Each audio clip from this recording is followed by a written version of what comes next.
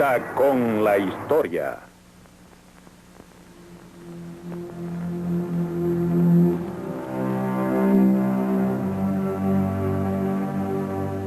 ¿Cómo se convierten los seres humanos en lo que son? ¿Y qué son? Esa es mi pregunta.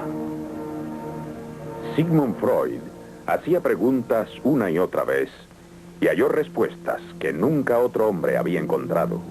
Sus respuestas afectaron nuestra vida del modo más profundo y personal. Con razón o sin ella, Freud cambió para siempre su imagen.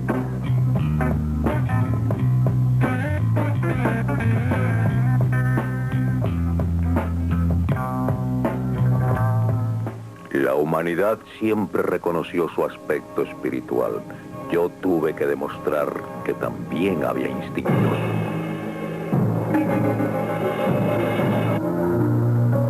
Contra la creencia del siglo XIX de que el hombre gozaba de una omnipotencia parecida a la de Dios, Freud sostuvo la realidad de la naturaleza humana y ya el mundo nunca volvió a ser como antes.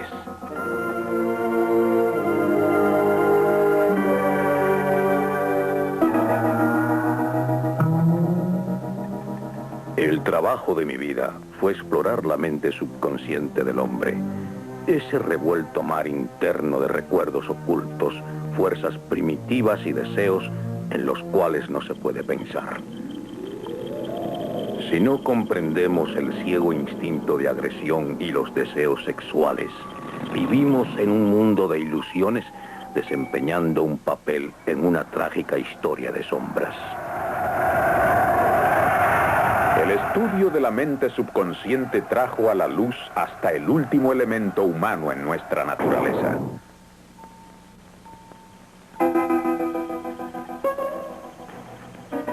Aún hoy en día las ideas de Freud son alarmantes y radicales e instintivamente nos asustan. Freud, la oculta naturaleza del hombre. Presentada por Learning Corporation of America. Producida por International Cinemedia Center.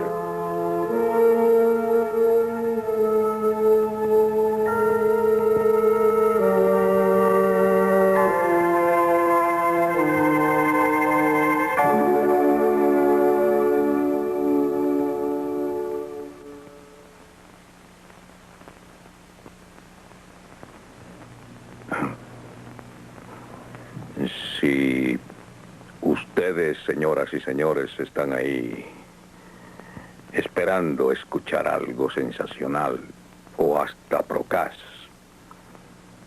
pueden estar seguros de que perderán el tiempo.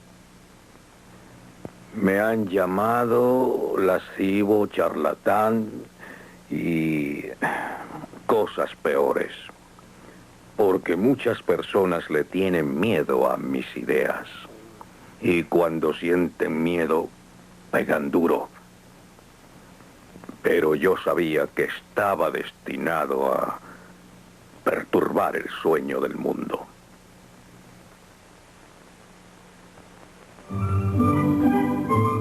¿Cómo era ese mundo cuyo sueño perturbó Freud? En los 50 años que precedieron a la Primera Guerra Mundial, el hombre estaba convencido de que se acercaba a su perfección final. En la nueva era de la ciencia apenas tenía dudas. Fue Sigmund Freud quien perturbó ese satisfecho optimismo. En Viena, la ciudad donde nació Freud, reinaba tanta satisfacción propia como en cualquier otra de Europa. Él pertenecía a una familia judía de la clase media. Hasta aproximarse a los 40 años llevó una vida bastante convencional. Como médico, se dedicó al estudio del sistema nervioso y se convirtió en la mayor autoridad europea en parálisis infantil. Fue un científico para quien el cuerpo era una máquina. Mi generación de médicos se educó para considerar solo los factores anatómicos, físicos y químicos de las enfermedades. Para el factor psicológico había solo indiferencia o apatía. Debido a esa apatía, los métodos para tratar las enfermedades mentales eran crueles. Los médicos solo buscaban causas físicas y daban tratamiento físico.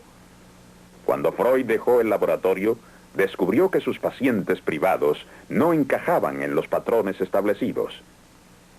Venían aquí docenas de mujeres día tras día durante años, con parálisis, fuertes dolores, vómitos constantes, alucinaciones y graves perturbaciones de la vista y el habla.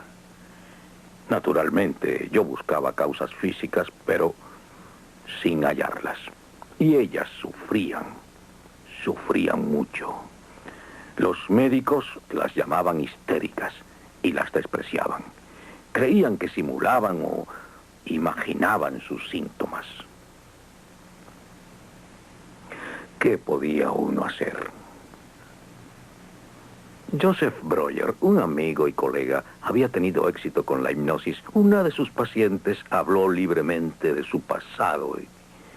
Después, su parálisis y dificultades del habla y la visión mejoraron mucho. Ahora sabemos que no fue la hipnosis. Yo descarté eso pronto. Fue el hablar acerca de recuerdos dolorosos lo que alivió los síntomas. Esos recuerdos parecían estar muy ocultos en las mentes de mis pacientes. Señora, ¿no puede pensar en nada? ¿No recuerda nada? Oh, sí, pero... ¿Qué? Piense usted. Se me ha ocurrido una palabra. ¿Una sola? Sí. Pero qué tontería. Dígala de todos modos. Conserje. ¿Nada más? No.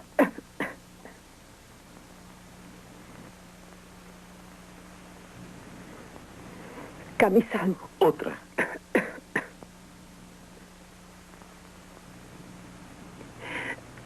Cama. Mi cama. ¿Qué más?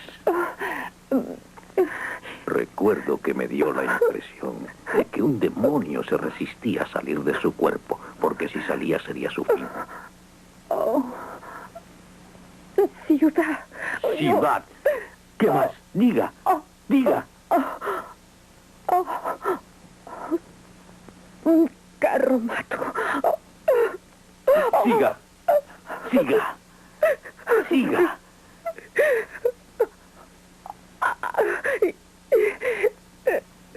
¿Qué?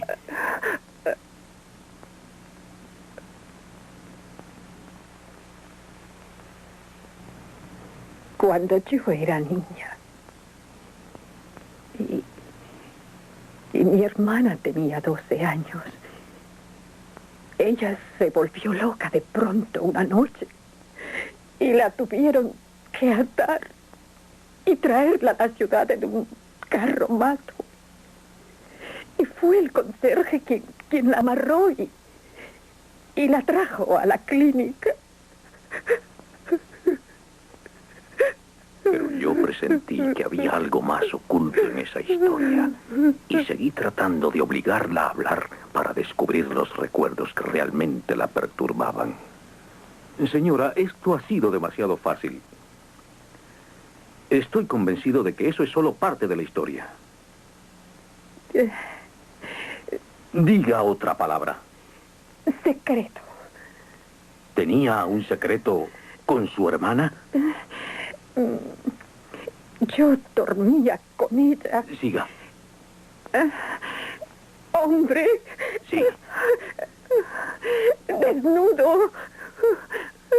¿Quién era ese hombre que iba allí de noche desnudo? ¿Era un pariente? Sí, él era... ¿Era su...?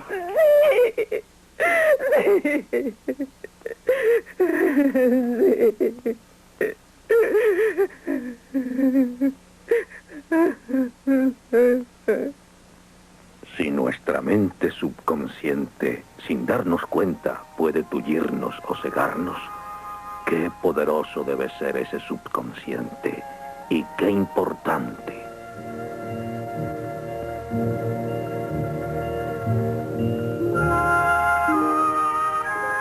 Y Freud empezó su viaje para explorar la mente subconsciente. la mente que el hombre no conocía. Pero al principio el viaje fue muy penoso. En 1896, Freud habló a los médicos de Viena acerca del origen sexual de la histeria. Reinó el silencio. Fue como si hubiera un muro a mi alrededor. El presidente fue breve. Parece un cuento de hadas científico, dijo. Luego empezaron las insinuaciones acerca de mi moral. En ese tiempo estaba seguro de que mis pacientes eran presa de recuerdos penosos reprimidos en su subconsciente y también estaba seguro de que esos recuerdos reprimidos eran sexuales, casi siempre acerca de la seducción de una niña por su padre. El doctor Breuer no quería aceptarlo. Otros doctores, los más benévolos, me desdeñaron y yo quedé solo. Luego vino una gran desilusión. Después de meses y meses de entrevistas, comprendí gradualmente que las historias de mis pacientes acerca de las seducciones eran casi siempre un invento. Eran fantasías solamente.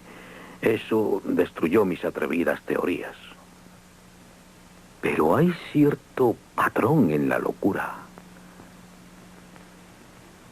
La mente siempre tiene un propósito. Buscando esos propósitos, Freud miró dentro de su propio subconsciente. En esa época le temía la muerte, a los viajes y a veces hasta a cruzar la calle. Era víctima de las mismas fuerzas neuróticas que sus pacientes. Eso le dio base para sus estudios. Sin embargo, se había dejado engañar por falsas historias de seducción infantil. ¿Debía abandonar sus estudios? Ese fue un momento decisivo en su vida y en su carrera. Aún se hizo otra pregunta más profunda. ¿Cuál es el propósito de esas fantasías de seducción?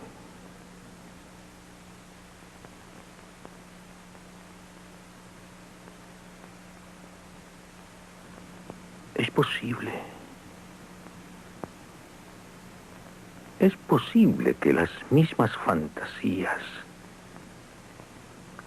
sean importantes. Era posible que las fantasías también significaran algo.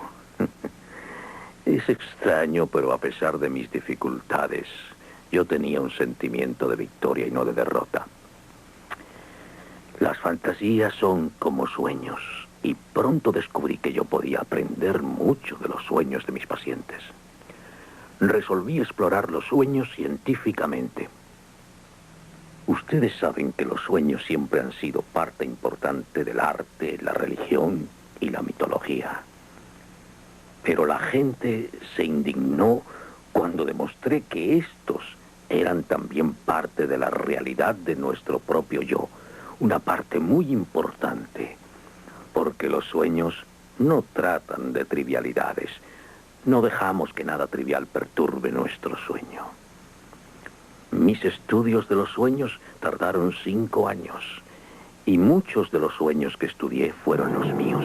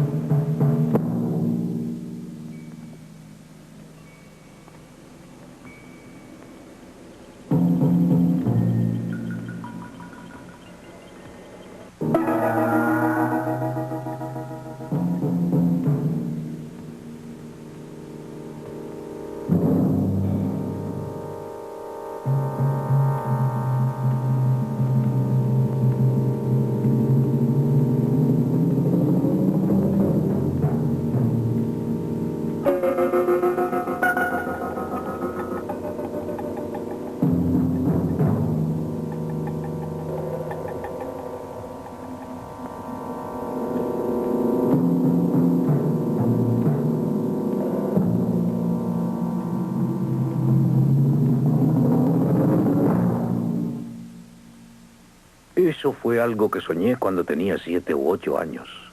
Y fue tan vivo y aterrorizante que lo recordé bien y pude analizarlo años más tarde. Aún en el sueño, reconocí la cama de mi madre. Pero esos pájaros, ¿qué eran? ¿Qué significaban? Recordé que días antes de haber soñado eso, había visto una Biblia ilustrada y vi dioses egipcios con cabezas de pájaros celebrando ritos funerales. Supe que la que iba en la litera era mi madre, porque mi terror lo causó el miedo de que ella hubiera muerto. El significado era claro, ¿no creen? El sencillo temor a la muerte de ella. Pero eso era solo lo que llamé el sentido manifiesto del sueño, el superficial. Aún en los sueños están nuestros sensores tratando de disfrazar el significado verdadero de ese sueño. Al profundizar, descubrí que la figura de la litera era el recuerdo de mi abuelo moribundo. ¿Mi abuelo? Tal vez yo había puesto a mi padre en esa litera fúnebre. Y los pájaros significaban otra cosa. Unos días antes de soñar eso, estuve jugando con Philip, un chico vecino. Él hablaba de contactos sexuales y usó una palabra vulgar que yo no conocía. Fue Vögel en alemán. Y procedía directamente de la palabra alemana que significa pájaro, Vogel.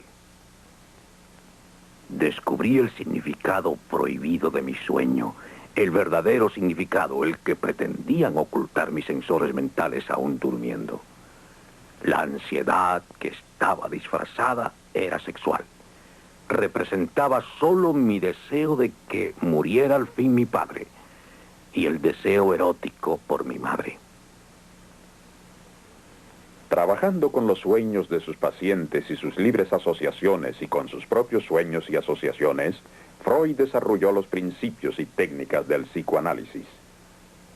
Según Freud, el psicoanálisis prueba que el hombre tiene menos dominio del que cree sobre sus inconscientes impulsos irracionales y primitivos.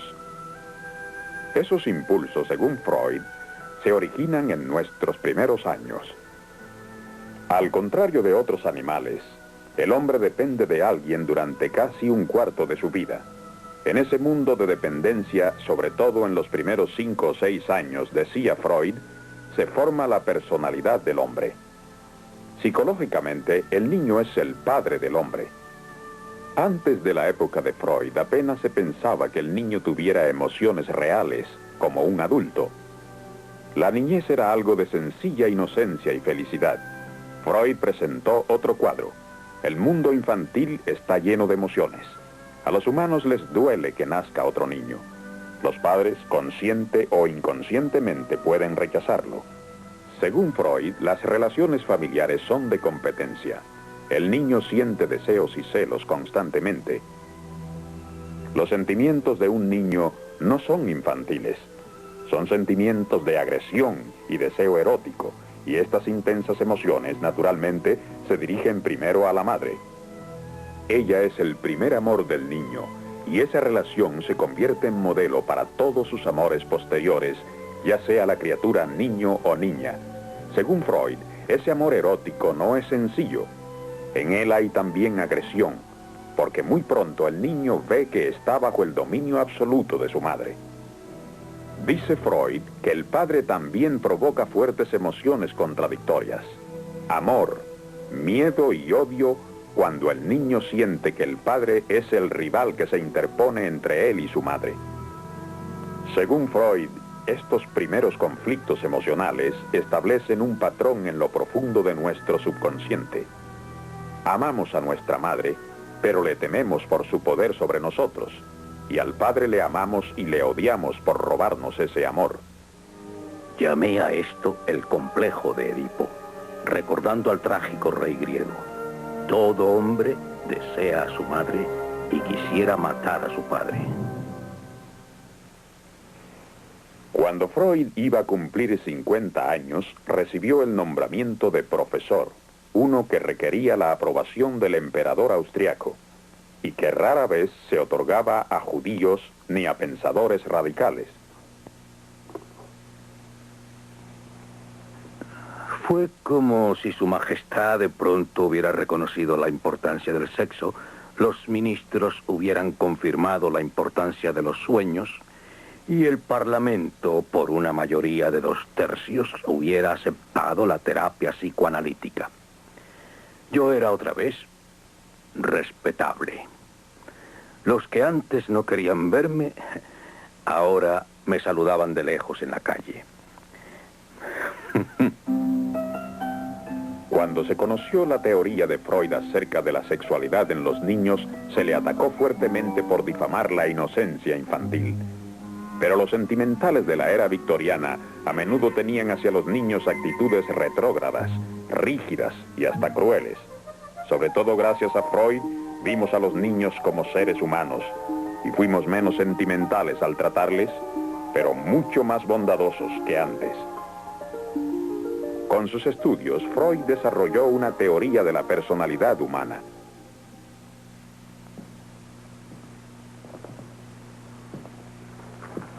Esto fue lo que descubrí. Hay el yo que creemos ser, el yo que trata de entenderse con el mundo exterior de la realidad. A ese yo lo llamo el ego. Pero el ego nunca es el amo de nuestro yo, porque constantemente nos persiguen poderosas fuerzas inconscientes interiores. Antes de que el ego se desarrolle, existe el id. Id. Id es todo lo primitivo e infantil que hay dentro de nosotros. Id es el ciego instinto del deseo sexual y la agresión. Al id se opone otra fuerza más. Es lo que llamo el superego. El superego es estricto, nos castiga, nos reprime. Es herencia de la reprensión de nuestros padres y las restricciones que nos impone la sociedad en que nos criamos. Yo descubrí que existen 3 elementos distintos en nuestra personalidad. El ego, que se desempeña en el mundo de la realidad, pero que está constantemente afectado por las exigencias del id y el superego. ¿Qué quieres decir con que no estás seguro, David? ¿Se comprometió Robertson a hacerlo o no? Dilo de una vez, porque yo quiero saber si puedo contar con él. Pues la verdad es que prácticamente se comprometió y yo creo que no escribió nada. Con que no él... escribió nada, ¿eh, David? Y tú confías Pégale. en su palabra. Sí, pégale fuerte. Es igual a tu padre. Debes honrar a tu Debiste padre. pedir que Sí, lo pero- escribiera. No me interrumpas cuando estoy hablando yo. Tu padre es bueno, Sabes que David. aquí Todos nada lo vale dicen. si no se hace por escrito. Honra a tu Ha padre. sido un tonto. Honra a tu padre. Tendrás que volver a Honra verla a y tu padre. decirle que lo ponga Le por odio, escrito. le odio. Honra Honra a tu padre. Honra a tu padre, David, o te va a pesar. Un día me robó a mi madre. Se fue lejos, solo con ella, de vacaciones. Le odio.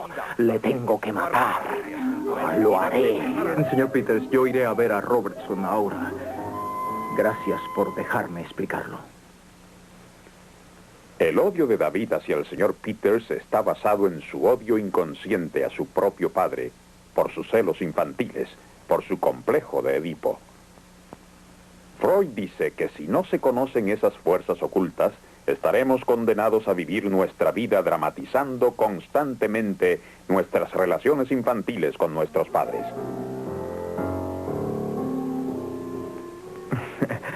Celebro que estemos solos. ¿En un restaurante? Solo me refiero a que cada vez que te visito está allí tu compañera. ¿No sale ya nunca? Sí, a veces. Es lindo tu vestido, Peggy. Gracias, David. Yo deseo más, más.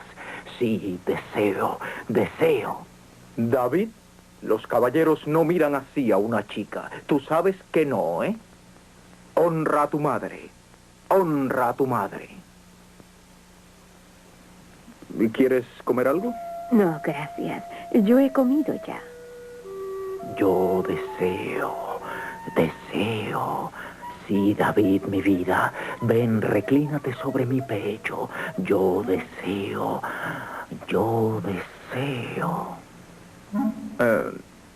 Esto es aburrido, ¿no crees? ¿A dónde iríamos, David? No lo sé. ¿Qué sugieres tú? Pues podría ser a mi apartamento. Yo deseo, sí, yo deseo, sí, deseo. Honra a tu madre, honra a tu madre. David, ¿qué haces con tu hermana ahí en el sótano? Sí, de acuerdo. Pero ¿estás segura de que tu compañera ha salido? Oh, sí. Nuestra relación infantil con nuestros padres, según Freud, gobierna todos nuestros afectos posteriores y a menudo los llena de ansiedad. Sin duda, David conoce muy poco su verdadero yo. La tarea del ego es afrontar el conflicto de las exigencias de la realidad y del id y el superego conservando su verdadero yo. La lucha entre el id y el superego puede ayudarnos a desarrollarnos y a progresar como individuos, pero solo si reconocemos esa lucha y la comprendemos.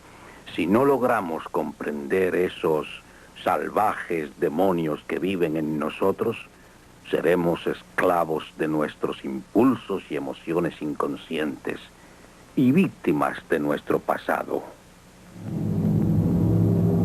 Nuestra vida de adulto está profundamente influenciada por las emociones primitivas de nuestros primeros años. Esta idea revolucionaria en los tiempos de Freud es básica para que el hombre se comprenda a sí mismo y comprenda su civilización. El conocimiento de esas poderosas fuerzas de nuestro subconsciente puede asustarnos, pero también puede libertarnos. Porque así al menos comprendemos el origen de nuestros actos irracionales. Al descubrir esos orígenes, Freud no se volvió cínico con relación al hombre. Hizo del hombre algo comprensible, sin hacerle despreciable.